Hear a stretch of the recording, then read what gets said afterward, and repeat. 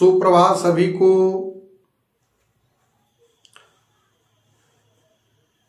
मकर संक्रांति के इस पावन पवित्र पर्व पर आप सभी को अभिनंदन अकादमी की तरफ से हार्दिक बधाई एवं अनंत ढेर सारी शुभकामनाएं। आप सफलता के उस शिखर पर पहुंचे जिसके आप काबिल हैं। आज का यह पर्व हम लोगों को यह संदेश देता है, अंधेरा से उजाला की तरफ, अंधकार से प्रकाश की तरफ आगे बढ़ने के लिए, असफलता को सफलता में बदलने का यह संदेश।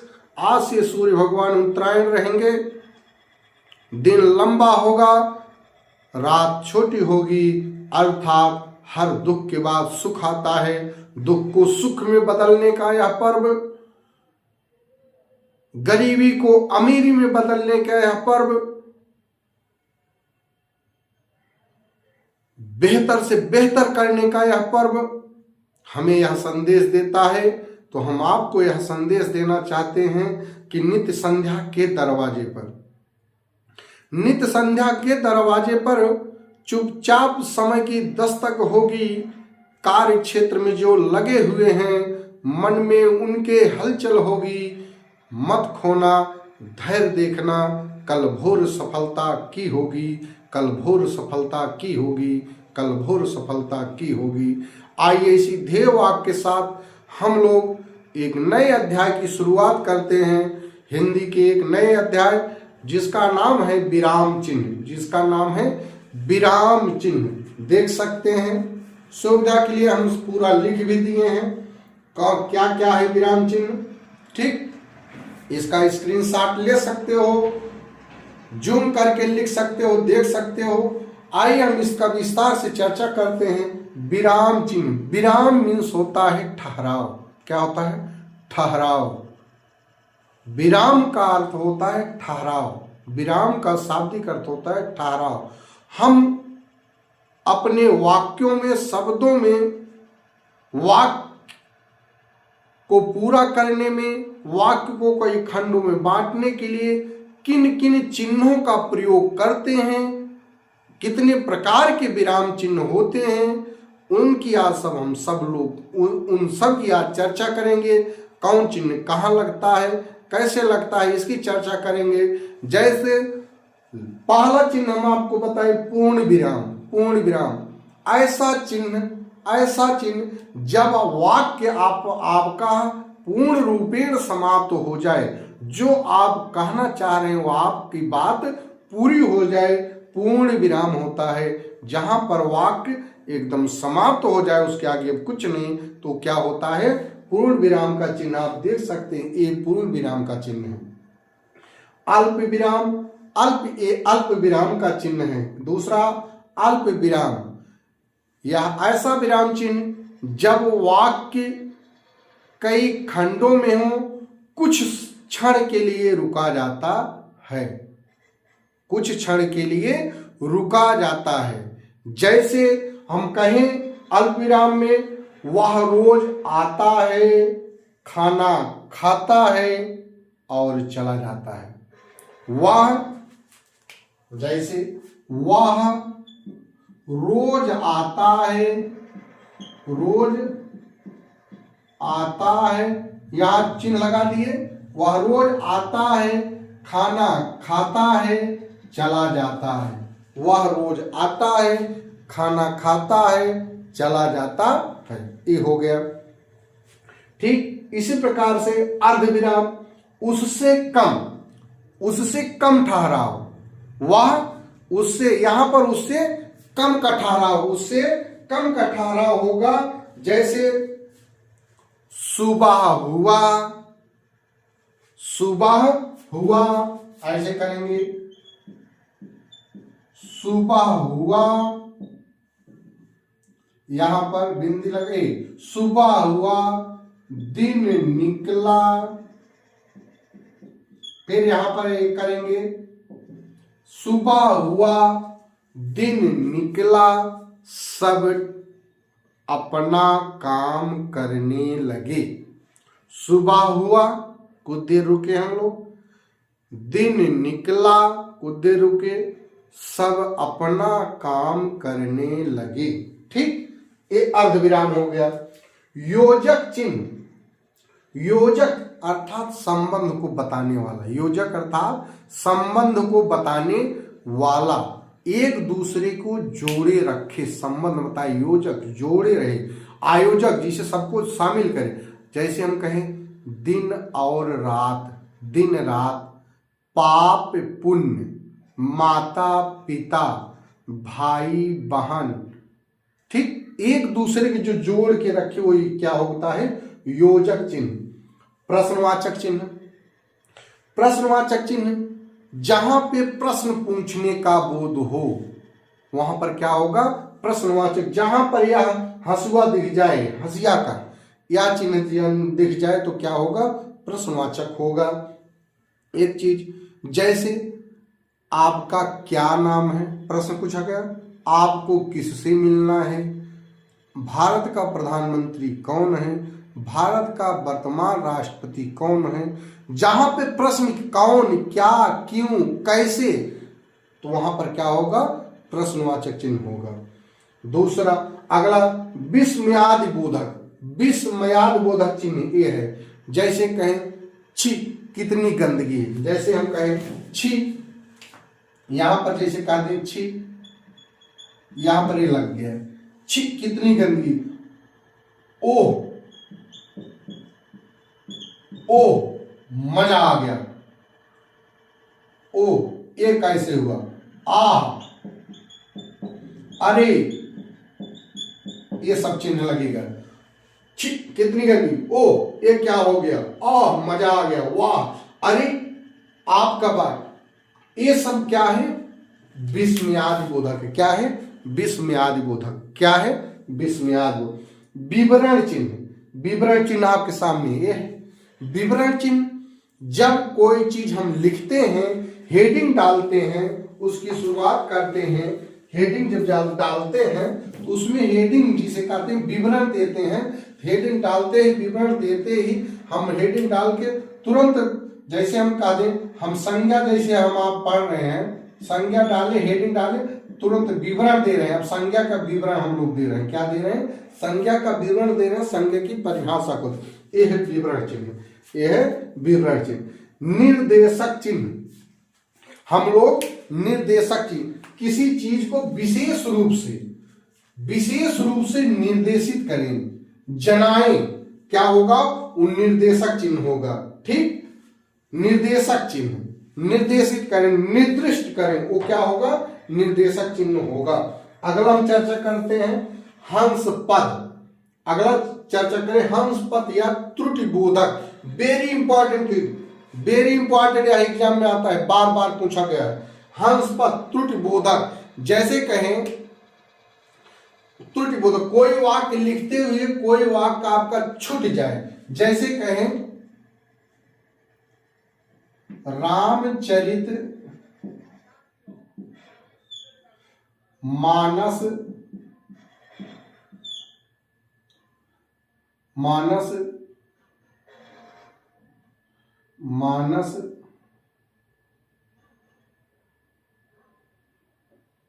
यहां पर लिख दे है, इसका मतलब बीच में छूट गया। रामचरितमानस महाकाव्य है, महाकाव्य है, एक छूट गया था। एक छूटने का मतलब रामचरितमानस महाकाव्य है, ये छूट गया। अर्थात कोई चीज आपका छूट गया, जैसे राम की माता हैं, राम की हैं, कि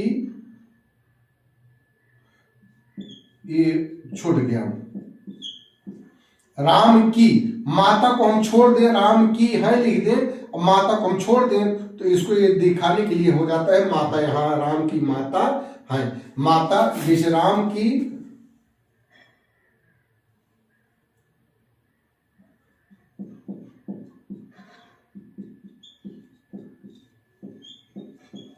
राम की कौशल्या है माता, जो राम की माता छोड़ दिए थे, कौशल्या लिख दिए हैं। अब ये इसको ये दिखा रहा कि यहां पर क्या है, माता है। ठीक, ये चीज है। चलिए ये हो गया। अगला हम शुरू करते हैं क्या, उद्धरण या अवतरण चिन्ह। उद्धरण या अवतरण चिन्ह। उद्धरण या अवतरण चिन्ह की अगर चर्चा करें, यह एकल और युगल, और जैसे हम कहते हैं एकल, रामचरितमानस एक काव्य है, जैसे रामचरितमानस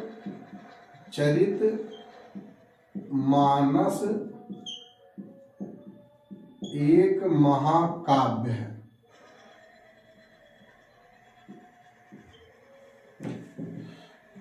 एक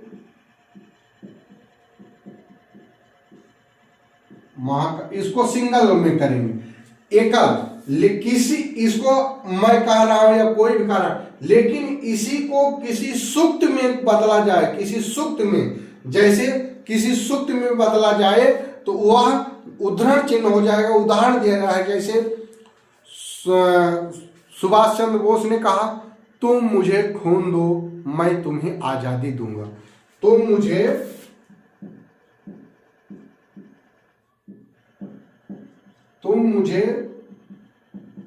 खून दो मैं तुम्हें आजादी दूंगा।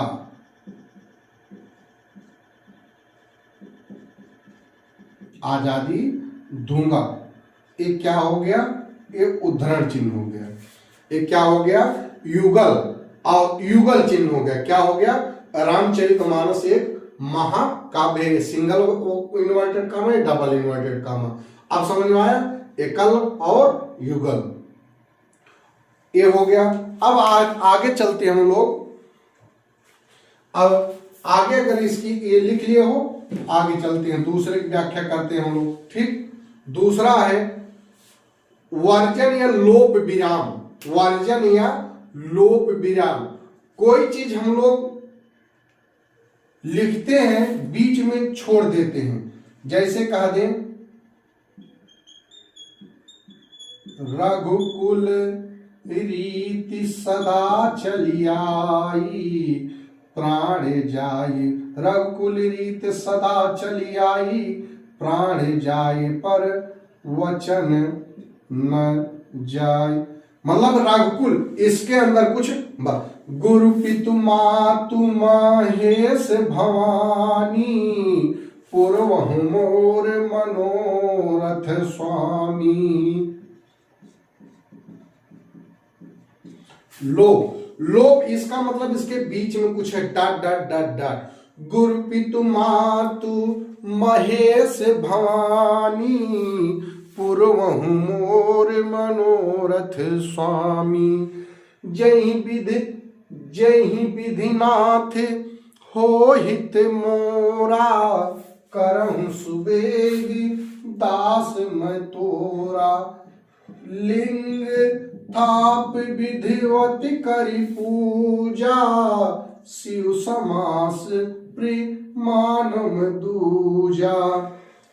लिंग थाप विधिवत करी पूजा शिव समास प्रिमानम दूजा। ये हो गया। अगला चलते हैं हम लोग। चलिए अगले की चर्चा करते हैं लाघव चिन्ह। लोप विराम, लाघव चिन्ह। लाघव यूज होता है किसी का संक्षेपण, किसी का संक्षेपण। जैसे हम यहां पर लिख दें लोक सेवा आयोग। लोक सेवा आयोग, लोक की जगह लो लिख के छोड़ दें, सेवा की जगह से लिख के छोड़ दें, आयोग की जगह आ लिख के छोड़ दें, ये लोक सेवा आयोग। हम जैसे लिखते हैं प्रोफेसर, प्रोफेसर लिखते हैं, प्रोफेसर को हम सिर्फ प्रो लिख के छोड़ दें, ए होगा, चिन्ह लगा दिए कि नहीं। हम डॉक्टर लिखते हैं हम लोग, जैसे डॉक्टर, डॉक्टर को हम लोग ऐसे लिख देते हैं, ऐसे लिख देते हैं नहीं, ठीक, ऐसे ए है, ठीक, ए है। अब तो समझ में आया होगा, ठीक। चलिए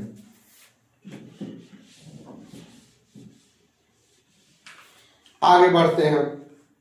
ये हो गया तुल्यता, मतलब समानता सूचक। तुल्यता मतलब समानता सूचक, समानता, समानता सूचक, जहां पर समानता हो। जैसे 5 किलो अनाज, 5 किलोग्राम अनाज बराबर 5 किलोग्राम आलू बराबर 50 रुपये, ठीक। 10 रुपये बराबर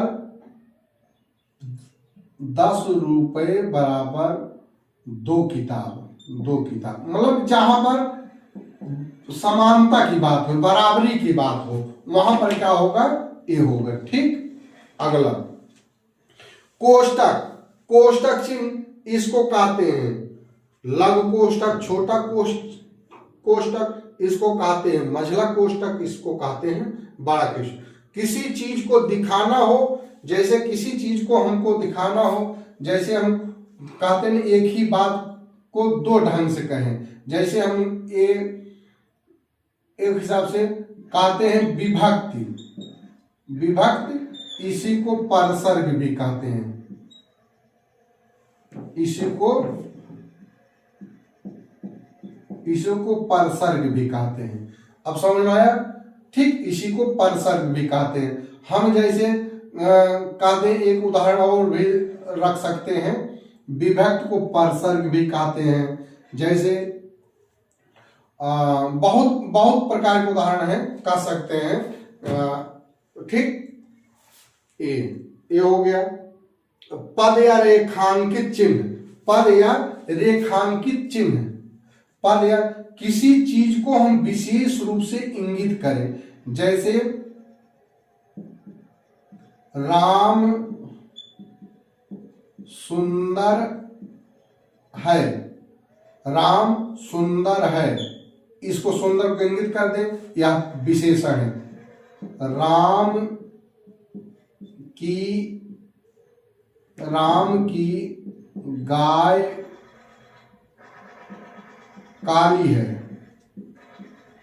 काली है, राम की गाय काली है, ठीक। इसको अंडरलाइन कर दें। ये क्या हो गया, विशेषण हो गया, अर्थात इसको हम लोग विशेष रूप से दिखाएं, रेखांकित किए हैं। अपूर्ण सूचक, अपूर्ण सूचक, बीच में कुछ छूटा हुआ है, ठीक। अपूर्ण, अपूर्ण सूचक, जैसे हम कह दें महावीर विक्रम बजरंगी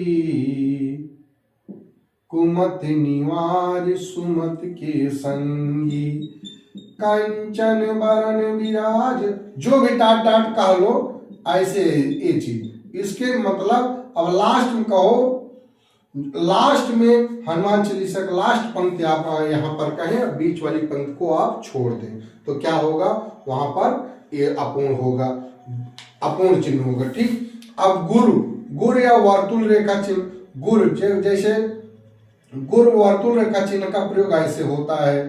कोई भी जैसे कह दे रोशन, राकेश, देखिए रो में डबल, इसमें सिंगल, इसमें सिंगल, इसमें डबल, इसमें डबल, इसमें सिंगल, ये होता है वर्तुल रेखा चिन्ह। ये क्या है, वर्तुल रेखा चिन्ह है, ये वर्तुल रेखा चिन्ह है, ठीक। और समाप्त सूचक, किसी चीज को हम पढ़ते पढ़ते आए, लिखते लिखते आए, सब लिखते लिखते आए, लास्ट में कह दें हम लोग द इंड, क्या कर दें, द इंड, अर्थात समापन कर दें। वह क्या होगा, वहां पर द इंड समापन हो जाएगा, उसका क्या हो जाएगा, समापन हो जाएगा। इस प्रकार से आपका ये विराम चिन्ह रहा, आप देख सकते हैं। वेरी इंपॉर्टेंट जान लीजिए, ये जो आपका अल्प विराम, अर्धविराम और विस्मयार्थ बोधक विवरण चिन्ह, आपका हंस पंथ तो वेरी इंपॉर्टेंट है, लाघव चिन्ह वेरी इंपॉर्टेंट है, कोष्टक वेरी इंपॉर्टेंट है। ऐसे ऐसे चिन्ह हैं जो आपके एग्जामों में आप बार बार पूछ लिए जाते हैं और आप गलत करके चले आते हैं। इसको व्यवस्थित लिख लीजिए। अगर विराम चिन्ह से आएगा, मैं विश्वास आपको दिलाता हूं इसके बाहर से नहीं आएगा, आप 100% 100 to 100 बेहतर से बेहतर करके आएंगे। बने रहिए मेरे अभिनंदन अकादमी के साथ, हिंदी समाधान के साथ। हम आपकी सफलता तक हम आपके साथ हैं। धन्यवाद।